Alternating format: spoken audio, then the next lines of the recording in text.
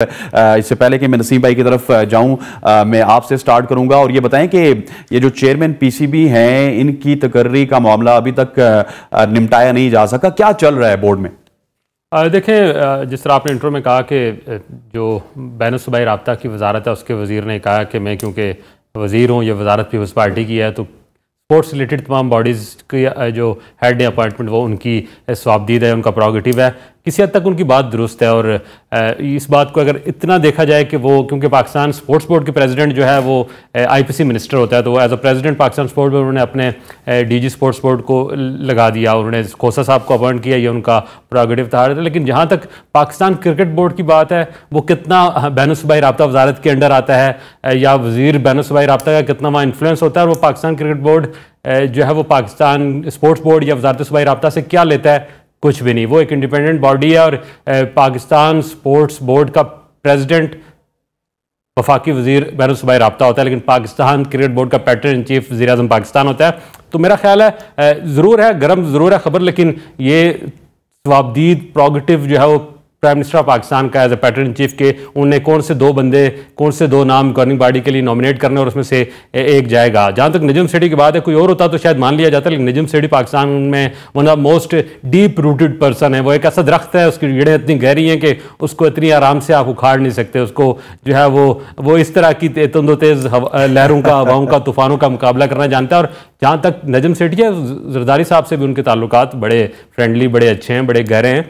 तो मुझे जो मैं अज्यूम कर रहा हूँ, जो मुझे लग रहा है, जो मैंने कुछ 8-10 साल की जो सहाफ़त में देख रहा हूँ, बल्कि मैं आज फेसबुक देख रहा था तो फेसबुक में मेरी मेमोरी शेयर थी कि आज से ठीक 10 साल पहले ज़का अशरफ बतौर मुअत्तल chairman Pakistan cricket board Islamabad high court में पेश रहे थे। जस्टिस शौकत अज़ीज़ सिद्दीकी ने रावलपिंडी के क्रिकेटर की दरख्वास्त पर उन्हें मुअत्तल कर दिया था, उनका तरीका इंतखाब था उसको लेकर। तो ज़का अशरफ पिछले 8-10 साल से काफ़ी तकदो कर रहे हैं।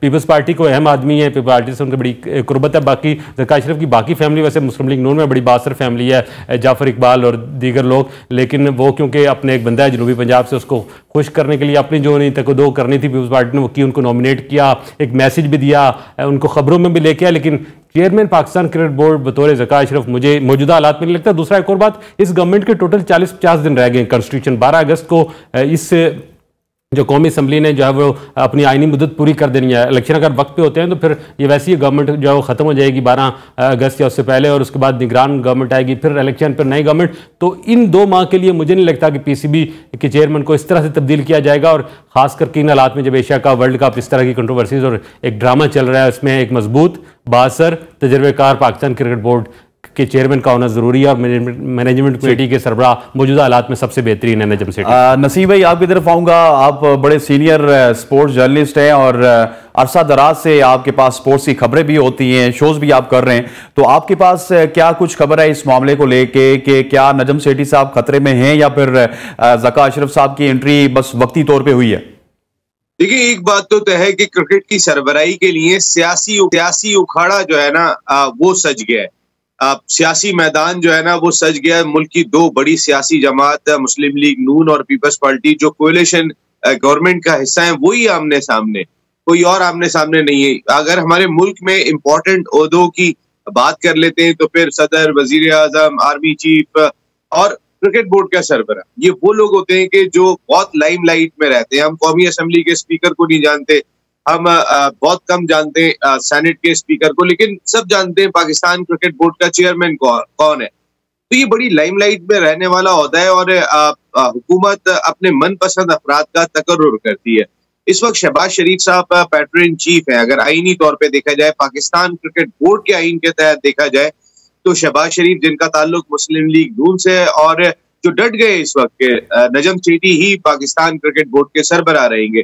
दूसरी जानिब मजारी साहब, जो एहसान मजारी, जो आईपीसी के मिनिस्टर हैं, वो क्लियरली ये इंडिकेशन दे रहे कि मैं जितनी बात कर रहा हूँ वो आसिफ अली जरदारी साहब के कहने पे कर रहा हूँ, मैं किसी और के कहने पे बात नहीं कर रहा हूँ। आसिफ अली जरदारी साहब भी एक बड़ी इन्फ्लुएंशियल शख्सियत है, अगर इस कोएलिशन गवर्नमेंट की बात कर ले या पाकिस्तान की सियासत की बात कर लें।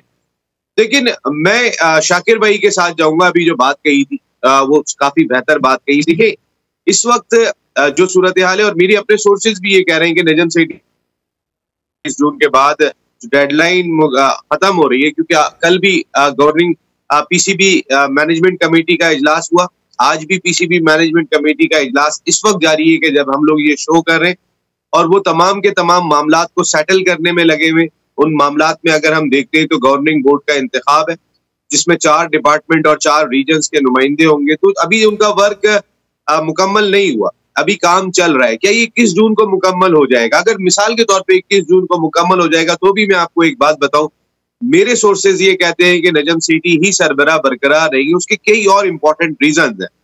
उनके नंबर 1 रीजन अगर हम देखते हैं तो फिर वो एशिया कप का मामला है कि जिसमें कहीं ना कहीं पाकिस्तान की साख को उन्होंने बहाल रखने में बड़ा रोल प्ले किया। देखिए, अगर हाइब्रिड मॉडल हमारे लिए कोई अहमियत नहीं रखता, नेपाल और अफगानिस्तान का मैच हो रहा होगा, उसमें किसकी दिलचस्पी है? लेकिन एक चीज में पूरी कौम की दिलचस्पी थी कि बहुत हो गया जी बीसीसीआई, आप हर वक्त अपनी हटदर्मी करते, कहीं ना कहीं हमारी बात रखी जाए। तो वो हमारी बात मानने पे मजबूर हुए। हालांकि आपने देखा होगा कि इंडियन मीडिया ने बहुत जोर लगा लिया कि हाइब्रिड मॉडल मंजूर नहीं हुआ है और अब सारा टूर्नामेंट जाके श्रीलंका में खेलना होगा, पाकिस्तान आता है तो आए, नहीं आता है तो नहीं आए। लेकिन बहुत अच्छी तरीके से नजम सेठी साहब ने इस मामले को हैंडल किया। इसमें उनको वाकई में दाद देनी चाहिए, क्योंकि पाकिस्तान की रिस्पेक्ट का मामला था। और मेरी इतलात के मुताबिक अब से कभी भी जो है वो शेड्यूल अनाउंस होने वाला है, जो शायद 31 अगस्त से जो है ना वो सितंबर, कोई 17 सितंबर तक होगा। और 31 अगस्त से 7 सितंबर तक मैचेस जो है वो खेले जाएंगे पाकिस्तान में। 4 से 5 मैचेस हो सकते हैं। पाकिस्तान ने तो 4 मैचेस कहे थे, लेकिन मोस्ट प्रोबेबली क्योंकि 5वां मैच इसलिए यहाँ रखेंगे ताकि पूरा राउंड मुकम्मल हो जाए। उसके बाद सेकेंड राउंड से 7 तारीख से मैचेस श्रीलंका चले जाएंगे। तो ये एक बहुत बड़ी जीत है नजम सेठी साहब की। दूसरी चीज वर्ल्ड कप है। देखिए, वर्ल्ड कप को बुनियाद बनाकर ही नजम सेठी साहब ने ये तमाम के तमाम फैसले किए थे, ये तमाम के तमाम मामलात पर बहस की थी और अपनी एक हिकमत अमली तरतीब दी थी। तो मेरा ख्याल है वर्ल्ड कप तक तो नजम सेठी साहब कहीं नहीं जा रहे, क्योंकि सबने देख लिया। कल जब ये खबर आएगी तो सारे मीडिया के ऊपर नजम सेठी साहब को की पजीराई होगी कि भाई आपने एटलीस्ट पाकिस्तान की साख को बेहतर बनाने में बड़ा इंपॉर्टेंट रोल प्ले किया। और बहुत अच्छे अंदाज से नजम सेठी साहब खेलने में कामयाब हो गए। जो शाकिर भाई ने अभी बात कही है वो बिल्कुल सही बात कही है कि नजम सेठी साहब के जो कॉन्टैक्ट्स हैं वो सिर्फ मुस्लिम लीग नून तक महदूद नहीं है। वो वजीर आला आते हैं तो 35 पंचर की बात शुरू हो जाती है। तो कहने का मकसद है कि इज अ ट्रू इन्फ्लुएंशियल शख्सियत। बाद में फिर चेयरमैन पीटीआई ने जो है वो कहा था, मैं तो ऐसे ही मजाक कर रहा था, जितने इल्जाम नजम सेठी साहब पे लगे थे वो तमाम के तमाम खत्म हो गए थे। तो कहने का मकसद है कि बहुत इन्फ्लुएंशियल शख्सियत है, उनको कोई भी लाइट ना ले जिस पोजीशन में वो बैठे हुए। फिर सबसे बड़ी चीज, नवाज शरीफ साहब की बहुत सपोर्ट है उन्हें। अगर शहबाज शरीफ साहब भी नवाज शरीफ साहब को ही सुनते हैं, और नवाज शरीफ साहब की बहुत सपोर्ट है, और शायद वो सपोर्ट नजम सेठी साहब को फिलहाल हटने नहीं देगी। ठीक हो गया। नसीम भाई बता दिया। अच्छा शाकिर, आपकी तरफ आता हूं, ये बताएं कि ये चेयरमैन के हवाले से खबरें आपने भी दे दी, नसीम भाई ने भी दे दी, नसीम भाई ने भी यही कहा जो आपने कहा। लेकिन ये पीसीबी की जो चेयरमैन की कुर्सी है, जो चेयर है, इसको हमने म्यूजिकल चेयर क्यों बनाया होता है? कम से कम इसमें थोड़ी सी स्टेबिलिटी होगी तो क्रिकेट हमारी जो 50% रेट के साथ ग्रो करी है वो 100% से ग्रो करेगी। और मुकाबले तो हमने, आपको पता है कि किसी और से करने होते हैं, पड़ोसियों से करने होते हैं। देखिए, जिस तरह नसीम भाई ने कहा कि चेयर जो है वो सिर्फ एक चेयरमैन क्रिकेट बोर्ड की नहीं है, बड़ी one of the most influential, popular और वर्क एंड प्रिविलेज के हिसाब से भी बड़ी ज़बरदस्त कुर्सी है। तो पाकिस्तान में वो तमाम कुर्सियाँ इसी तरह जो उन पे म्यूजिकल चेयर के से हालात पैदा हो जाते हैं, जहाँ पर कुछ होता है, जहाँ कुछ दिखता है, कुछ बिकता है और कुछ आता है। तो पाकिस्तान क्रिकेट बोर्ड की चेयरमैनशिप की भी कुर्सी वैसी है, इसीलिए इस पर जो है वो काफ़ी नज़रें होती हैं सियासी जमातों की भी। लेकिन मैं यहाँ पर जो, ठीक है, नजम सेठी साहब is a very good administrator, उन्होंने पाकिस्तान क्रिकेट की बहाली के लिए, PSL के लिए अच्छे काम किए, और उनको अगर मैं कंपेयर करूँ, अगर तराजू में तोला जाए ज़का अशरफ के मुकाबले में, तो काफ़ी भारी नज़र आते हैं हर लिहाज से। लेकिन अगर उनको ही ये प्लान था गवर्नमेंट का कि उनने ही पाकिस्तान क्रिकेट बोर्ड का चेयरमैन बनना है, तो उसूली तौर पर उनको मैनेजमेंट कमेटी का सरबराह नहीं बनाना चाहिए था। मैनेजमेंट कमेटी जो है पीसीबी की, वो is like a interim government. जिस तरह किसी इलेक्शन के लिए या किसी भी निज़ामात के लिए जिस तरह एक निगरान गवर्नमेंट आती है, और जो निगरान गवर्नमेंट होती है, जो निगरान बॉडी होती है, वो किसी इलेक्शन का हिस्सा नहीं होती, फिर वो इलेक्शन करवाती है। तो ये थोड़ा सा एक तजाद है, जिसको बिल्कुल मैं इसको, ये ठीक तजाद नहीं है कि आप मैनेजमेंट कमेटी भी खुद हैं और आप फिर आप अगले चेयरमैन के कैंडिडेट भी खुद हैं। तो ये थोड़ा सा एक कॉन्फ्लिक्ट ऑफ इंटरेस्ट कह लें या किस तरह कह लें, वो ज़रूर आता है। लेकिन एक और बात मैं इसमें कहूँगा होगा कि अगर फॉर एग्जांपल नजम सेठी के जो कि पैरेलल एक इलेक्शन आ जाता है नजम सेठी वर्सेस ज़का अशरफ, तो जो इस वक्त जो इलेक्टोरल कॉलेज बना है पाकिस्तान क्रिकेट बोर्ड का, तमाम रीजनल्स के जो इलेक्शन हुए हैं उस पर भी बहुत सारे सवालात हैं। जिस तरह इलेक्शन हुए हैं मैं उसमें भी आई एम नॉट सेटिस्फाइड कि जो इलेक्शन का प्रोसेस और जिस तरह अजल बसल में और जल्दी में एक खाना पूरी की गई है, लेकिन जो इलेक्टोरल कॉलेज बन गया है वो भी नजम सेठी का बनाया हुआ है। ज़का अशरफ उस बोर्ड के ऊपर बैठेंगे, नीचे उनकी टीम ही नहीं होगी, तो ये उनके लिए काम करना भी बहुत मुश्किल हो जाएगा। तो इन तमाम हालात में फेवरेट जो है वो नजम सेठी है। और जिस तरह आपने पूछा कि ये कुर्सी क्यों अहम है, तो मेरा ख्याल है पाकिस्तान की 3-4 अहम कुर्सियों में से एक कुर्सी है, इसलिए बड़ी अहम है। ठीक, नसीम साहब ने सुन लिया, नसीम राजपूत ने क्या कहा, शाकिर भाई साहब को भी सुन लिया, और फ़ोन कॉल पे हमें एक और आवाज़ ज्वाइन कर रही है। इनकी आवाज़ भी बड़ी मुनफरिद होती है। वन एंड ओनली शोएब जट साहब हमें ज्वाइन करें। शोएब भी खुश आमदीद कहते हैं आपको, और नसीम राजपूत साहब ने और शाकिर साहब ने तो अपना पलड़ा जो है खबरों समेत जो है वो नजम सेठी के हक में जो है वो डाल दिया है। तो आप क्या समझते हैं, नजम सेठी और ज़का अशरफ के दरमियान जो रिफ्ट चल रही है ये कब तक चलेगी, और क्या ये ऐसी रिफ्ट है जो कि नुकसान पहुंचाएगी नजम सेठी साहब को? मुझे ऐसा लगता है कि दो पॉलिटिकल पार्टीज का ये आपस का मामला है, जिसका मलबा जो है वो चेयरमैन की सूरत में, चेयरमैन किसी भी की सूरत में गिर रहा है कि कौन चेयरमैन होना चाहिए। दोनों पार्टीज ने अपनी अना का मसला इसको बना लिया है, और मुझे तो इसमें एक तीसरा रास्ता जो है वो दिखाई दे रहा है। अगर पीएम हाउस ने दोनों को सजेशन सेठी को और ज़का अशरफ को, तो फिर क्या सूरत हाल हो जाएगी, क्योंकि दोनों आएंगे तो दोनों चेयरमैन के लिए इलेक्शन लड़ेंगे, और चेयरमैन के लिए जब इलेक्शन लड़ेंगे तो 2 नॉमिनीज जो है वो इलेक्शन लड़ रहे होंगे और 8 लोगों ने वोट डालना होगा।